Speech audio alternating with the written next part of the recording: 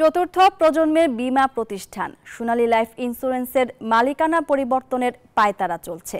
নিয়ন্ত্রক সংস্থা IDR এর নিয়োগ দেয়া প্রশাসকের কারণে প্রতিষ্ঠানটির ব্যবসাও কমেছে।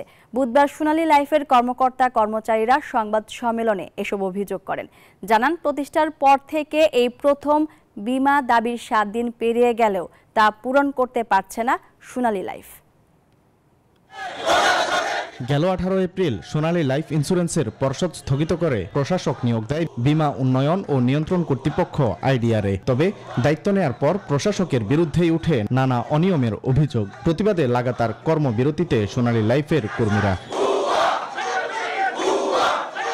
বুধবার আয়োজিত সংবাদ সম্মেলনে কর্মপরিবেশ নষ্ট করার অভিযোগ তোলেন কর্মীরা। পাশাপাশি নিয়ম বহির্ভূতভাবে বেতন ভাতা গ্রহণ করছেন প্রশাসক, এমন অভিযোগও তাদের। স্বাভাবিক নিয়মে 6 মাসের কম সময়ে উৎসব ভাতা না পাওয়ার বিধান থাকা সত্ত্বেও 7 কর্মদিবস ও তার কয়েকদিন বেশি চাকরি করেও প্রশাসক ও তার সহযোগীরা পূর্ণ বেতন সহ কি বোনাস অনৈতিকভাবে নিয়ম বহির্ভূতভাবে গ্রহণ করেন।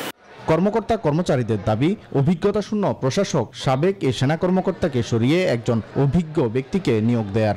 আমরা চাই একটি স্বচ্ছ তদন্ত নিরপেক্ষ অডিট ফার্মের মাধ্যমে এবং এই রিপোর্টটি প্রকাশের মাধ্যমে আমাদের কর্মপরিবেশ ফিরিয়ে দেওয়া এবং বর্তমানে যিনি আমাদের সরাসরি অভিভাবক হিসেবে যে প্রশাসক নিয়োগ হয়েছে আমরা তারও পরিবর্তন চাই। ইন্টারন্যাশনাল অ্যাওয়ার্ড নিয়ে আসা একটা কোম্পানি, সেটার সুনাম, সেই সুনামটা আজকে একজন প্রশাসক মহোদয়ের কারণে সোনালী লাইফের যে অচল অবস্থা সৃষ্টি হয়েছে সেটির কারণে সোনালী লাইফের ক্যারিয়ার হুমকির মুখে, সোনালী লাইফের 8 লাখের বেশি গ্রাহকের ক্যারিয়ার হুমকির মুখে, সোনালী লাইফের 30,000 কর্মীর বেশি যারা আছে তাদের ক্যারিয়ার হুমকির মুখে।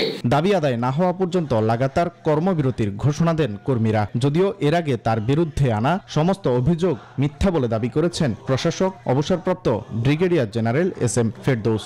যথাযথভাবে অনুমোদন নিয়েই ওনাদেরকে নিয়োগ দেওয়া হয়েছে এবং তারা যে ফিল্ডে কাজ করবেন ওনারা ওই ফিল্ডের এক্সপার্ট। ওয়ালিদ সাকিব, নিউজ 24, ঢাকা।